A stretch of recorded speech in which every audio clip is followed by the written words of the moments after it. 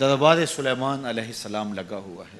بلقیس ملک سبا سے حاضر خدمت ہونے کے لیے چل پڑی۔ جب بالکل قریب آ گئی اور حضرت سلیمان نے اپنے درباریوں سے کہا کہ مجھے تخت بلقیس چاہیے، جنوں میں سے بڑا قوی ہیکل ایک جن نے کہا حضرت یہ خدمت میرے سپرد رہی، میں لے کر آتا ہوں، کب لاؤ گے؟ اس نے کہا کہ میں دوپہر تک لے آؤں گا۔ وہ کوئی 7 والی گلی میں نہیں پڑا ہوا تھا، وہ 1 مہینہ جاتے ہوئے لگتا تھا، 1 مہینہ آتے ہوئے لگتا تھا۔ کوئی چھوٹی سی ڈبیا ہو جیب میں ڈال کے لے آنا ہو تو پھر بھی 2 ماہ چاہیے، لیکن وہ تخت 60 ہاتھ چوڑا تھا، 80 ہاتھ لمبا تھا۔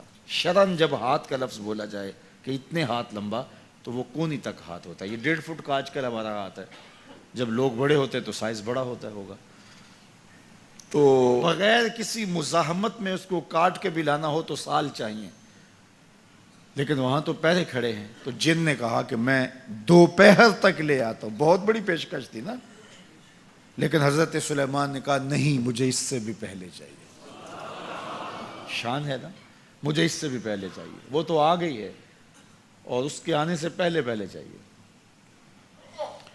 اب جندوں میں جو سب سے طاقتور تھا اس نے تو اپنی پیشکش رکھی کہ میں تو اتنا کر سکتا ہوں کہ دوپہر تک لے آؤں۔ تو ایک شخص کھڑا ہوا جس کے سینے میں کتاب اللہ کا علم تھا، اور وہ آپ کا امتی تھا، آپ کا مقتدی تھا، آپ کا غلام تھا۔ وہ کھڑا ہو گیا اور اس نے پیشکش کی، حضرت یہ ذمہ داری میری رہی، میں لے کے آتا ہوں۔ میاں وہ جن تو دوپہر تک کا وقت دے رہا ہے، تم کتنی دیر میں لاؤ گے؟ عاصب بن برقیہ جواب دیتا ہے، انا آتی کا بہی قبل ان یرتد الیک طرفک، آپ آنکھ بعد میں جھپکیں گے، تخت پہلے پڑا ہوگا۔ حضرت سلیمان نے بھی آنکھ نہیں جھپکی، تخت سامنے پڑا تھا۔ بے ساختہ پکار اٹھے، ھذا من فضل ربی، یہ میرے رب کا فضل ہے۔ اب حضرت سلیمان علیہ السلام کے ایک درباری، آپ کے ایک مقتدی اور آپ کے ایک امتی کو اللہ نے یہ طاقت، توانائی اور شان دی ہے کہ 1 مہینے کی مسافت پہ پہروں کے حصار میں پڑا ہوا اتنا بڑا تخت آنکھ جھپکنے سے پہلے دربار میں حاضر کر دیتے ہیں۔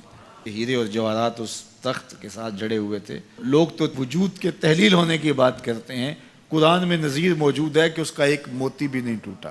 حضرت امام فخر الدین رازی علیہ رحمہ فرماتے ہیں، جب حضرت سلیمان کے مقتدی کی یہ شان ہے کہ آنکھ جھپکنے سے قبل اتنا بڑا تخت حاضر کر دیتا ہے، تو جس امام کے پیچھے مسجد اقصی میں حضرت سلیمان خود نماز پڑھی، اس مقتدا کی شان کا عالم کیا ہوگا؟ جب ان کے امتی کی یہ شان ہے تو پھر امام الانبیاء کی عظمتوں کا عالم کیا ہوگا؟